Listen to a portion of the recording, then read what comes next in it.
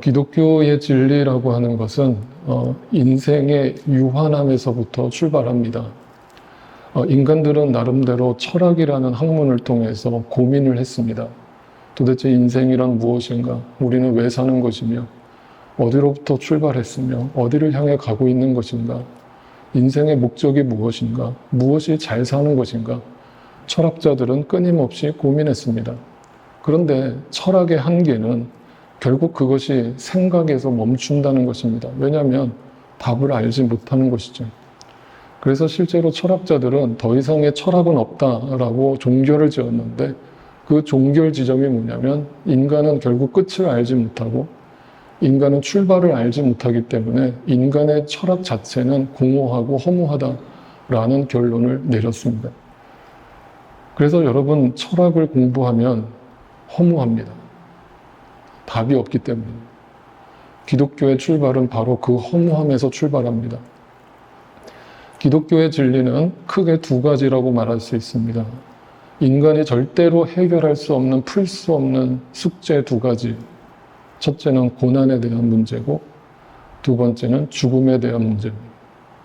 이 문제를 인간은 절대로 풀지 못하기 때문에 기독교가 성경이 가르쳐주는 진리는 바로 거기에서 출발을 합니다.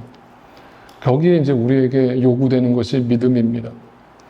그런데 기독교의 진리를 이야기할 때 바로 그 구원에 대해서, 영생에 대해서, 천국에 대해서 진리라고 선포를 하니까 인간은 항상 영적인 이야기를 들을 때 그것을 육적인 이야기로 듣는 경향이 있습니다.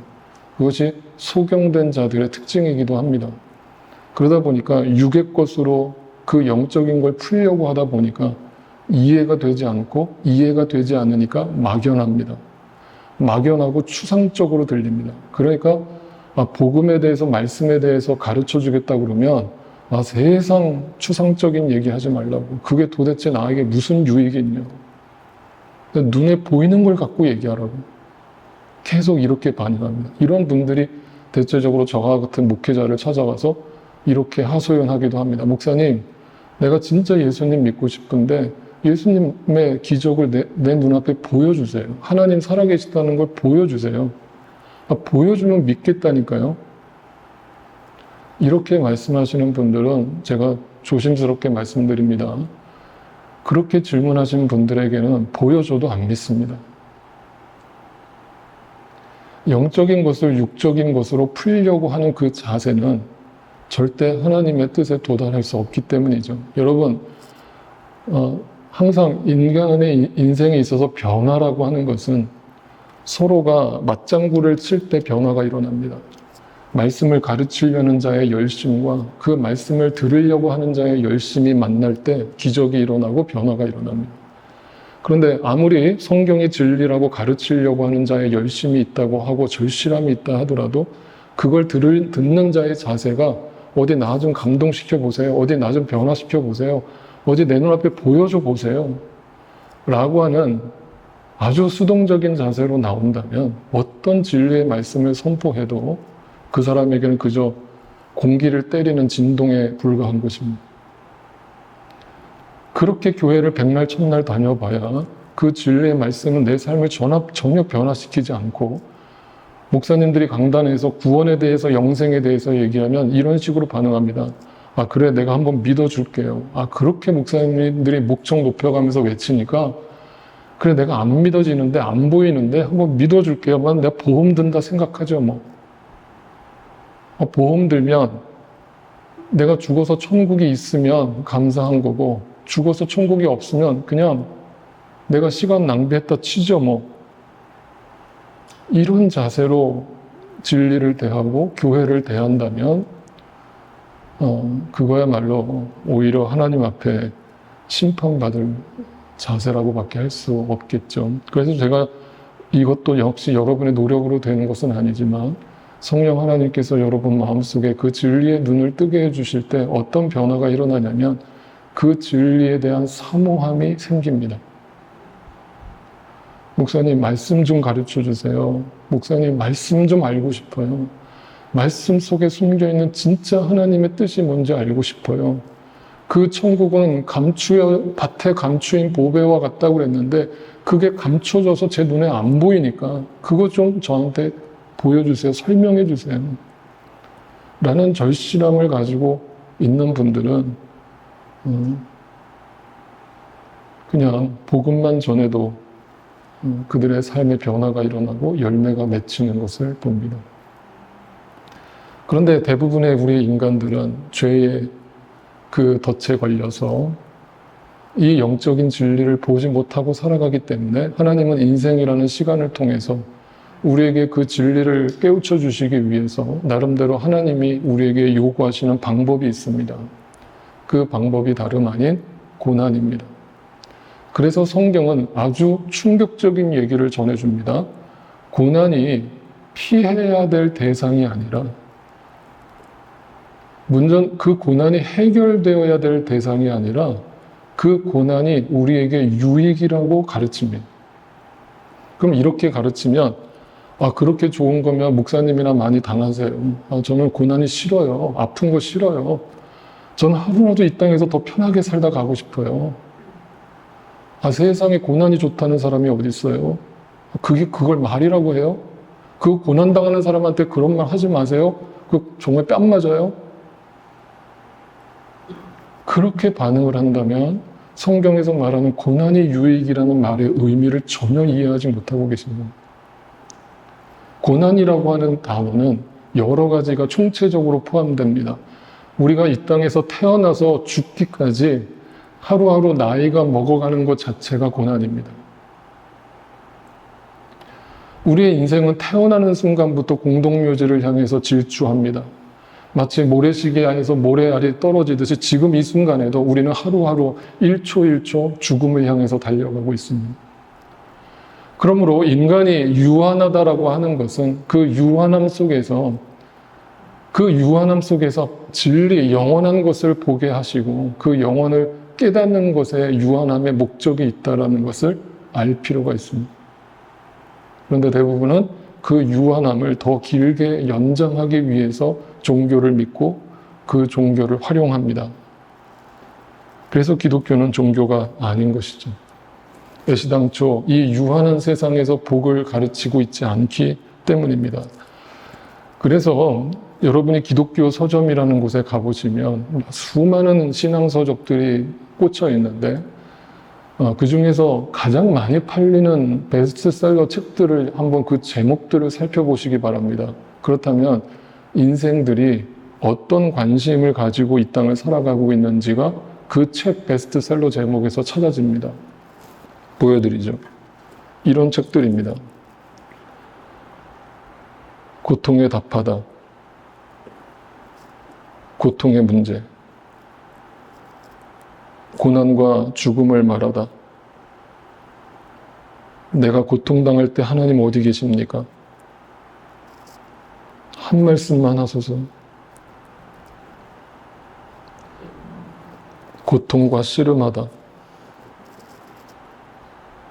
그날 하나님은 어디 계셨는가? 저는 이 책들을 다 읽어봤습니다. 결론은 하나입니다. 인생의 이 유한한 고난 속에서 진짜 이 고난을 허락하신 하나님의 뜻을 찾고자 저자는 몸부림을 칩니다. 고민을 합니다. 그냥 이 고난의 문제가 빨리 해결되게 해주세요라고 기도하지 않습니다. 하나님 도대체 우리에게 이 고난을 왜 주셨습니까? 왜 이 인생을 고난이 되게 하셨습니까? 하루하루 숨쉬고 살아가는 것 자체가 이렇게 비명을 지를 수밖에 없으며 이렇게 잠깐의 유흥과 쾌락이 있다 할지라도 그 유흥과 쾌락 뒤에 왜 허무함만 남습니까? 아무리 소유를 가져가도 그것으로 행복이 채워지질 않고 이 세상의 모든 사람들이 좋다는 거 다 누려봐도 그것이 왜 근본적인 만족을 주지 못합니까? 라는 진지한 고민에 빠진 것입니다. 그래서 신앙생활은 고민에 빠져야 합니다. 생각해야 합니다. 생각을 멈추는 것이 죄입니다. 사탄은 우리로 하여금 생각하지 못하게 합니다. 그리고 아주 단순하게 살게 만듭니다. 그런 크리스천들이 일주일 내내 가장 많은 시간을 쓰는 것이라곤 유튜브를 보는 일입니다. 유튜브를 보면서 무의무하게 시간을 흘려보내는 수많은 크리스천들이 있습니다. 여러분, 정말 조심스럽게 여러분께 말합니다. 회개하십시오. 회개하십시오. 여러분, 그건 크리스천의 삶의 자세가 아닙니다. 그렇게 이 유한한 시간을 낭비하는 것을 하나님께서 원하지 않습니다. 이 고난의 문제, 인생의 문제를 진지하게 들여다볼 때 성경이 얘기해주고 있는 그 진리와 맞닿을 수 있습니다. 그 진리는 영생, 구원, 천국에 대해서 우리에게 진리라고 선언합니다. 이 진리를 본 사람은 이 진리를 이 땅에서 누리는 또 하나의 소유로 생각하지 않습니다. 이 땅에서는 절대 발견할 수 없는 영원한 가치인 줄 알고 거기에 내 모든 것을 쏟아붓습니다. 그래서 천국은 밭에 감추어진 보배와 같고 그 보배를 발견한 자는 전 재산을 팔아서 그 밭을 사는 법입니다. 내 안에 전인격적인 헌신이 나오지 않는다면 내가 그 보배를 발견했는지 진지하게 돌이켜 보십시오. 오늘 예수님은 지난주 백부장의 하인을 고쳐준 사건 이후에 또 다른 행보를 보이십니다. 오늘 본문 11절이 이렇게 시작됩니다. 그 뒤에 곧 예수께서 나인이라는 성읍으로 가시게 되었는데 제자들과 큰 무리가 그와 동행하였다. 우선 이 나인이라고 하는 성 이름부터 우리가 좀 생각해 볼 필요가 있습니다. 이 나인이라고 하는 성의 이름의 뜻이 이렇습니다. 기쁨이라는 뜻입니다. 축제라는 뜻입니다. 그러니까 이 나인성이라고 하는 것은 뭔가 생각만 해도 기분이 좋은 곳이고 오늘날로 비유를 한다면 맨하탄 저 타임스퀘어처럼 뭔가 화려하고 이 세상의 즐거움과 기쁨이 가득한 성읍인 것처럼 보입니다. 그런데 이름과 걸맞지 않게 그 쾌락과 기쁨을 상징하는 그 성읍 안에서 뭔가 문제가 발생했습니다. 그리고 그 문제를 해결하시려는 듯 예수님께서 그 나인성을 향해서 걸음을 옮기십니다. 그런데 이 누가복음을 기록하고 있는 의사 누가는 단어 하나하나, 문장 하나하나 허투루 쓴 법이 없다라고 말씀드렸습니다. 이 예수님의 아주 단순한 행보 하나를 기록하면서도 의사 누가는 의도적으로 무언가를 우리에게 제시해주고 있습니다.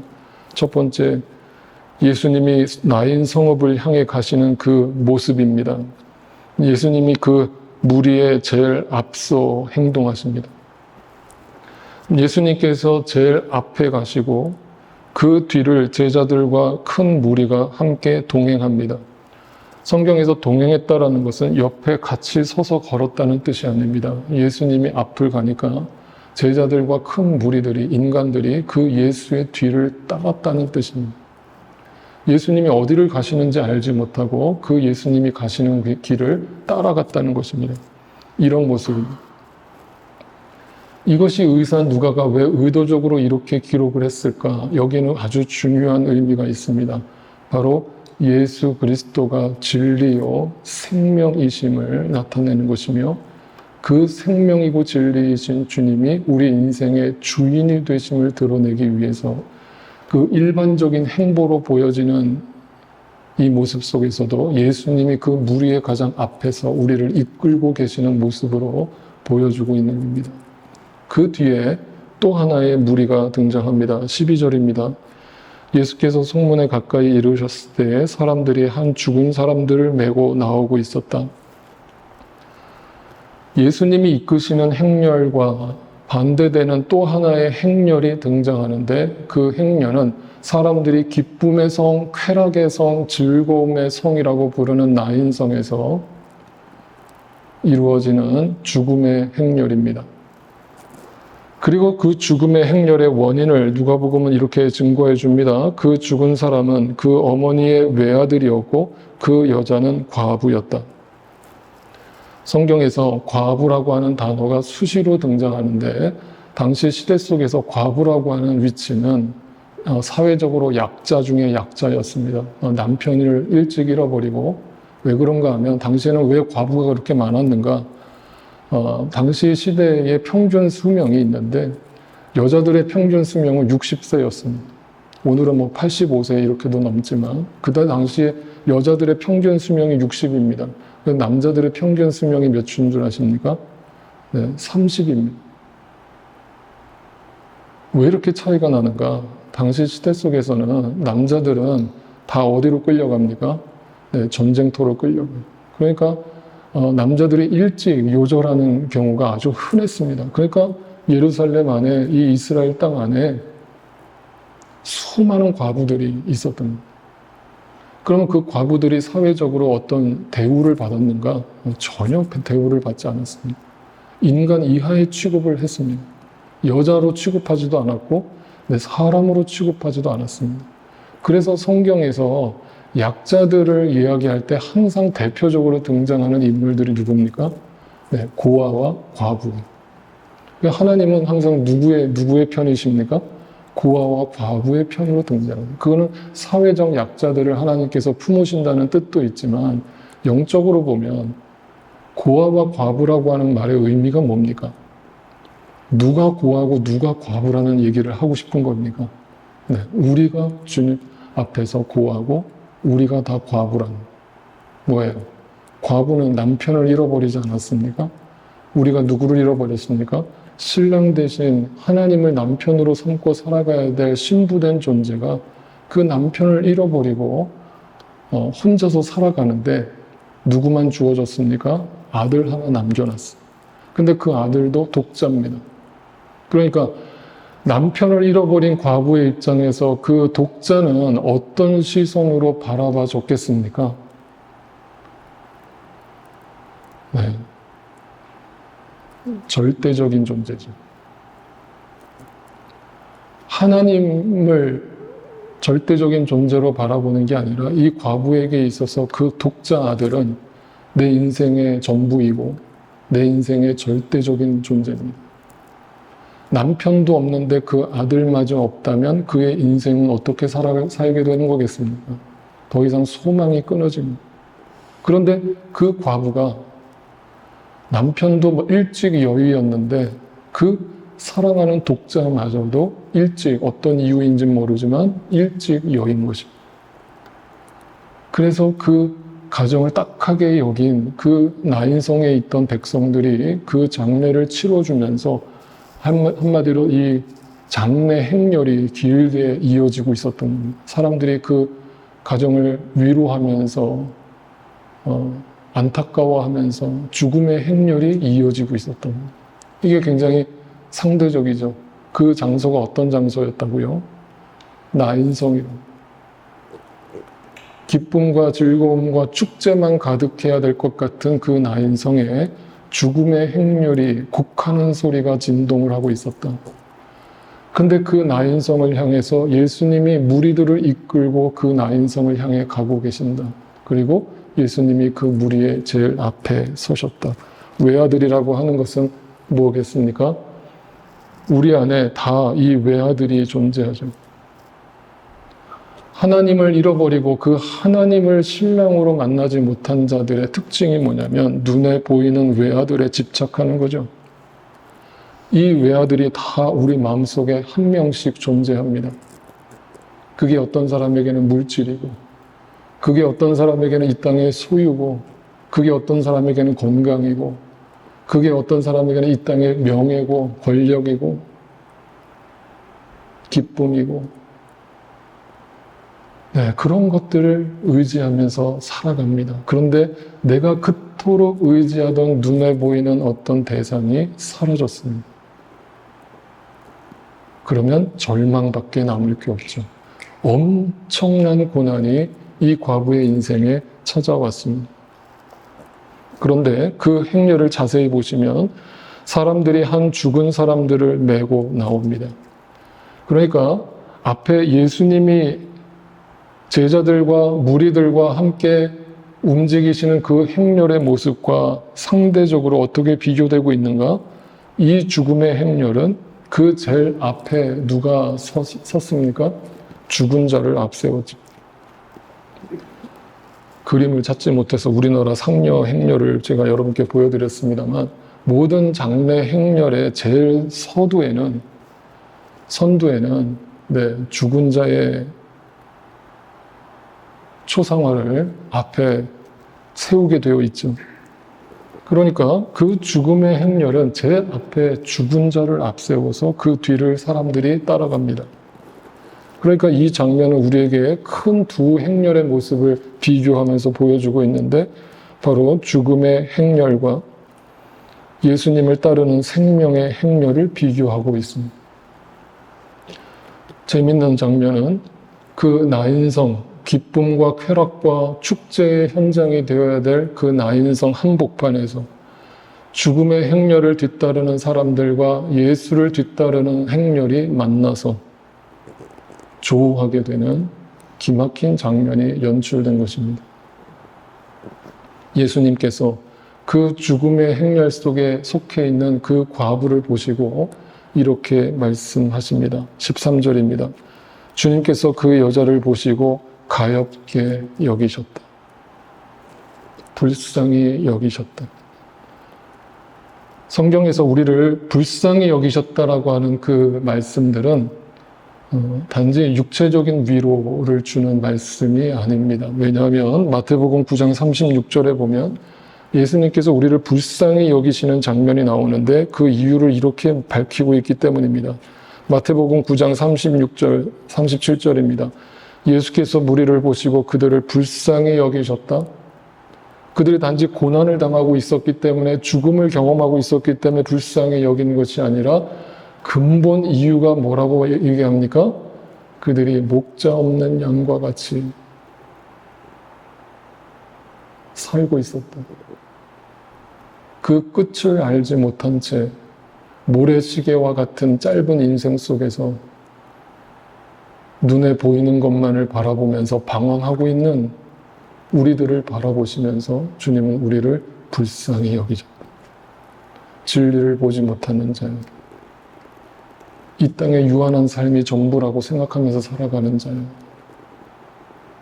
그 죽음의 행렬을 뒤따르고 있는 자들이 불쌍하다. 그들이 이 인생의 유한함에 갇혀서 그 죄의 종노릇하며 그 죄의 결과로 주어지는 이 죽음과 고난의 삶 속에서 헉헉거리며 기운이 빠져 있는 모습을 보면서 주님은 그들을 불쌍히 여기죠. 그래서 오늘 주님께서 그들에게 위로하시는 말씀은 우리에게 큰 마음의 위로를 줍니다. 그들을 불쌍히 여기시고 죽음의 행렬을 뒤따르고 있는 그들을 보시면서 주님의 한마디는 울지 마라.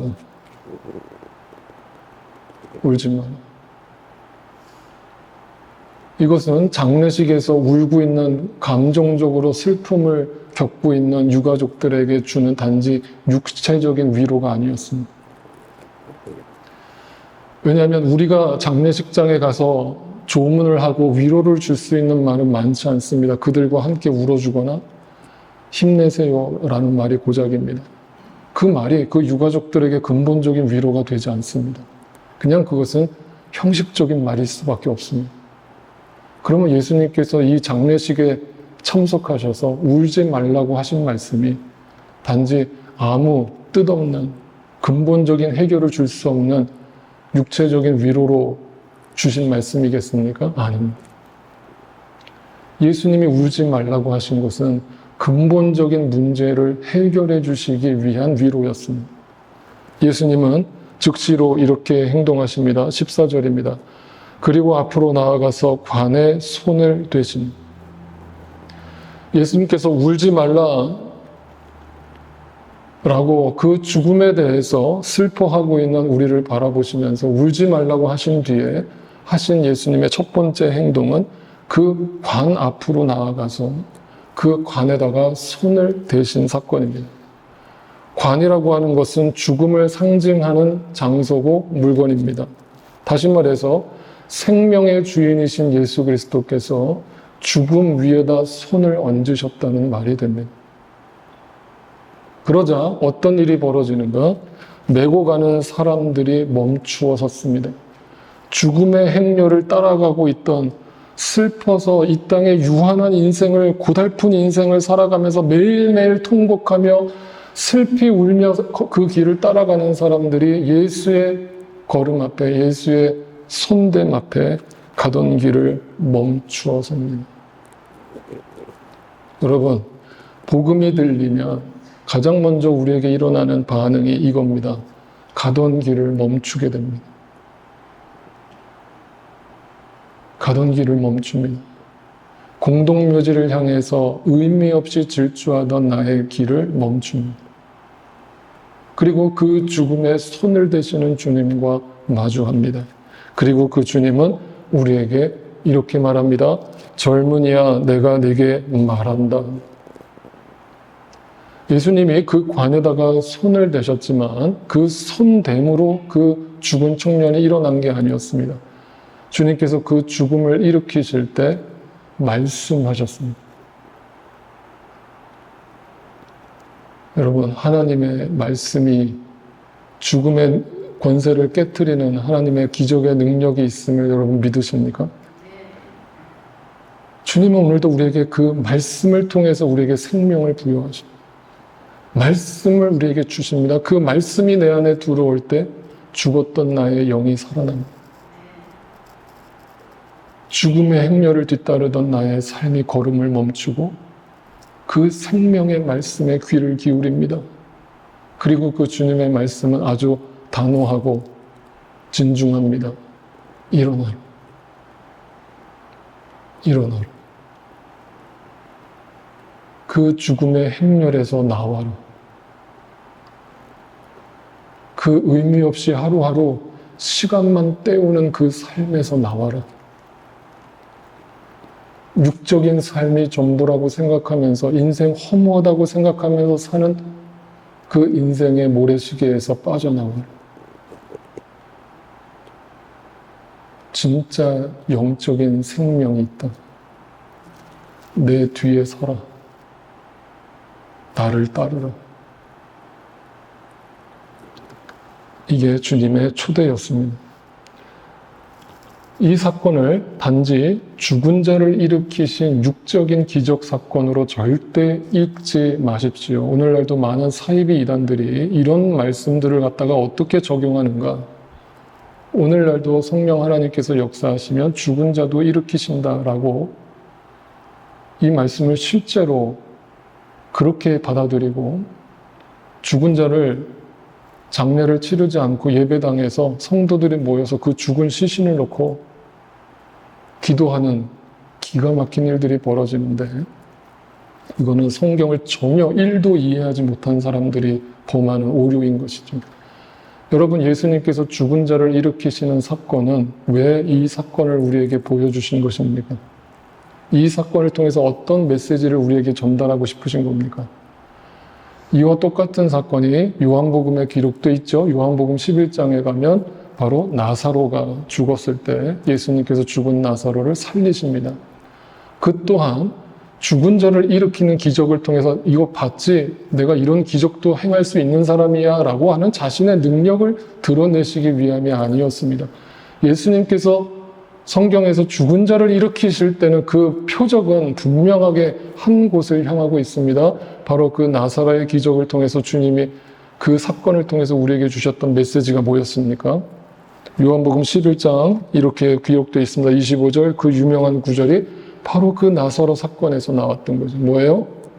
나는 부활이요 생명이니 나를 믿는 사람은 죽어도 살고 살아서 나를 믿는 사람은 영원히 죽지 아니하리라. 네가 이것을 믿느냐? 믿느냐? 육적인 것이 전부가 아니라 영적인 세계가 있음을 네가 믿느냐? 다시 말하면 예수님이 죽은 자를 일으키신 모든 이적과 기적은 단지 우리의 육체적인 병을 낫게 하시는 것에 목적이 있지 않습니다. 왜냐하면 이 청년을 다시 일으켰다 하더라도, 나사로를 다시 일으켰다 하더라도 그 기쁨은 잠깐일 뿐 언젠가 나사로는 또 죽습니다. 이 과부의 아들도 언젠가 또 죽습니다. 그렇다면 언젠가 또 없어질, 언젠가 또 죽을 그 유한한 복을 우리에게 주시기 위해서 예수님이 이 기적을 일으키신 것이 아닌 것이죠. 부활이요 생명이 있음을 가르쳐 주시기 위함이었습니다. 그래서 오늘 이 누가복음은 우리에게 질문을 하고 있는 겁니다.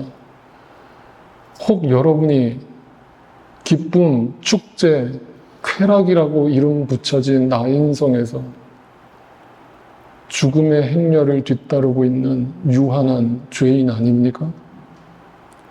그렇다면 당신을 만나러 친히 나인성까지 걸음을 옮겨주신 그 예수의 행렬을 보시고 그 죽음에 손을 얹으시고 그 죽음의 권세를 깨뜨리시고 죽음을 이겨내시는 그 예수 그리스도를 진리로 보시고 예수의 뒤에 서십시오.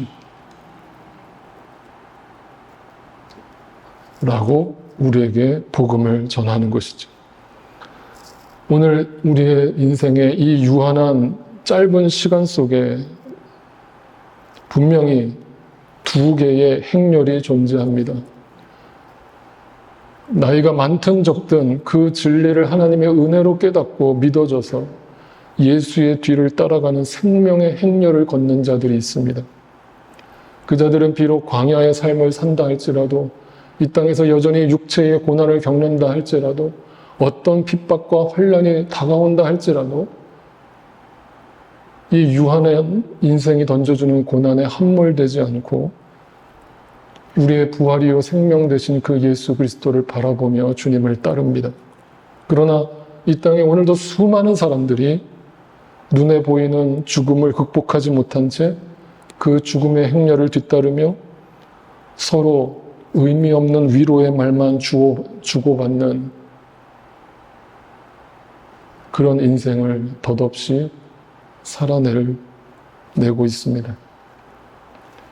여러분은 지금 어느 행렬에 가담하고 계십니까? 여러분, 성경이 말하는 구원이라는 것은 이런 겁니다.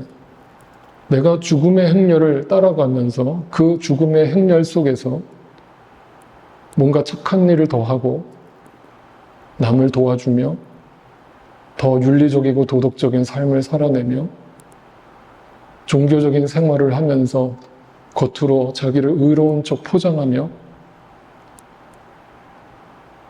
살아가는 것이 아닙니다. 여러분, 그게 구원 아닙니다. 구원은 죽음의 행렬을 걷던 내가 이 허무한 죽음의 행렬에서 빠져나와서 생명의 행렬로 옮겨가는 것을 의미합니다. 그건 내 노력으로 의지로 되는 게 아닙니다.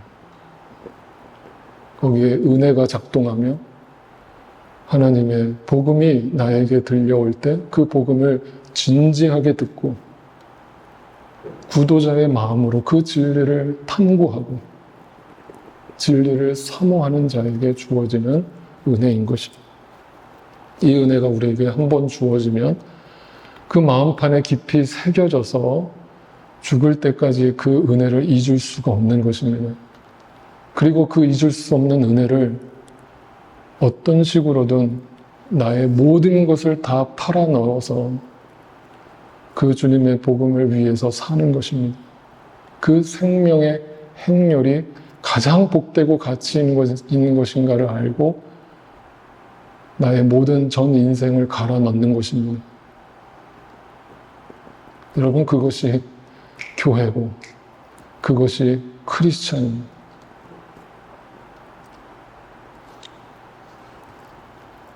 이 복음이 얼마나 우리 마음속에 성령 하나님에 의해서 각인되고 깊이 새겨져 있는가를 생각하게 만드는 하나의 영상을 봤습니다. 제가 유튜브를 보지 말라고 했는데 이런 영상들은 유튜브를 통해서 꼭 보실 필요가 있습니다. 지금 유튜브라는 게 알고리즘이지 않습니까? 그래서 막 내가 원하지 않는 영상들이 막 추천되잖아요. 제가 간혹가다 여러분들한테 이런 영상을 보여드리는 것은 제 유튜브에 뜨는 추천 영상들은 전부 다 이런 영상들만 뜹니다. 미국에 한 할머니가 계셨습니다. 올해 연세가 88입니다. 치매를 앓고 계십니다. 근데 그 치매 중에서도 가장 극심한 말기 치매입니다. 말기 치매 환자는 자기 이름도 기억 못합니다. 주소를 기억 못합니다. 이 할머니가 그 딸이 이 할머니에게 마지막에 영상을 찍어서 유튜브에 올렸는데 그게 전 세계적으로 크게 화제거리가 되었습니다. 함께 보겠습니다. Hey, can you tell me what your address is? What my address is? Mm-hmm. I don't know. Okay. What color shirt did you have on yesterday? I don't know. What'd you have for lunch today? Food. Good food. All right. So who is Linda? Do you know Linda? Oh. What about Paul? Paul? Paul. Paul. I don't know Paul either. All right. Who is Jesus? Well, Jesus is the one that saved me and lives in my heart and will take me home. Quite amazing. Yeah. I love him. 의사들이 이 영상을 보고 깜짝 놀랐답니다. 왜 불가능한 일? 불가능합니다. 치매 말기 환자가 다른 건 다 잊어버렸는데 예수님이 나를 구원자라는 사실 하나만을 잊어버리지 않았어요. 이것이 어떻게 인간의 노력으로 가능합니까? 그 딸이 유튜브에 영상을 올리면서 밑에다가 이렇게 댓글을 달아놨습니다. 저희 엄마는 88세이며 치매 말기 환자입니다. 만약 당신이 아직 예수 그리스도를 믿지 않으신다면 이 영상을 보시고 적어도 놀라워하세요. 예수님이 우리 안에서 일으키시는 기적은 당신의 이성으로 판단할 수 있는 것이 아니기 때문입니다.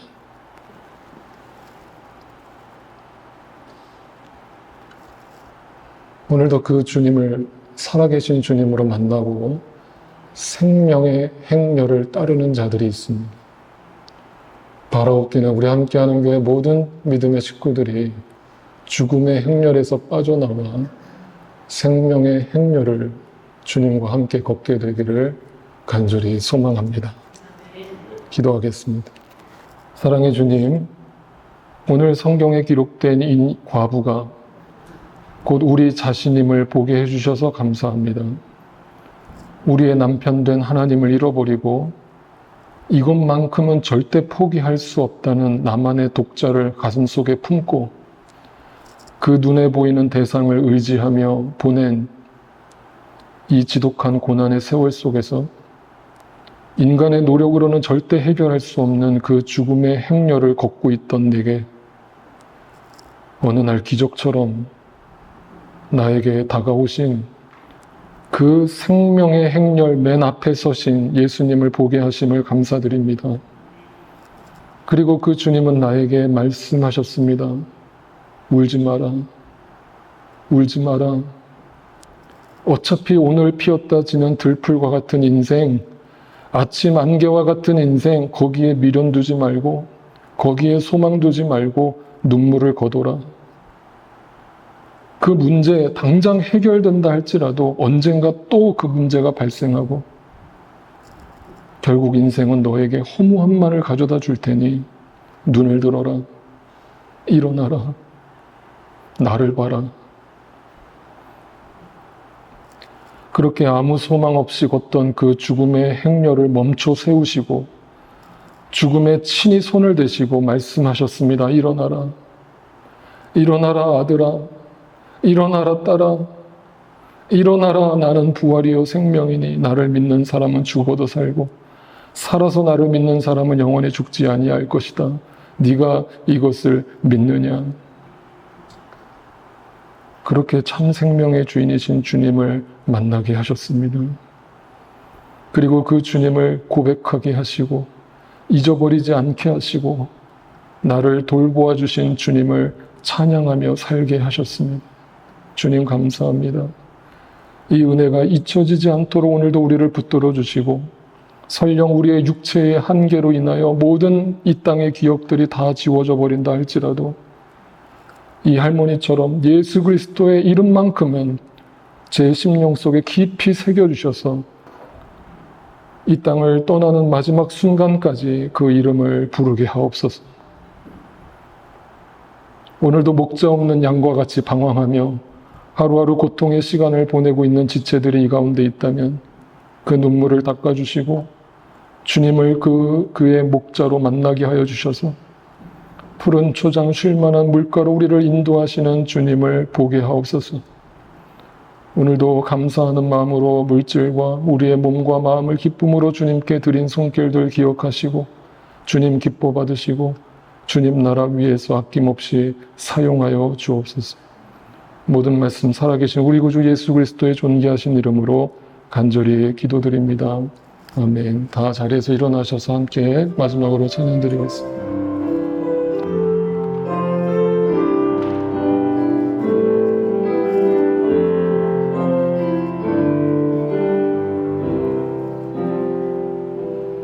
하늘 가는 밝은 길이 내 앞에 있으니 슬픈 일을 많이 보고 늘 고생하여도 하늘 영광 밝으니 얻은 그를 해치니 예수 공로 의지하여 항상 빛을 보도다. 내가 염려하는 일이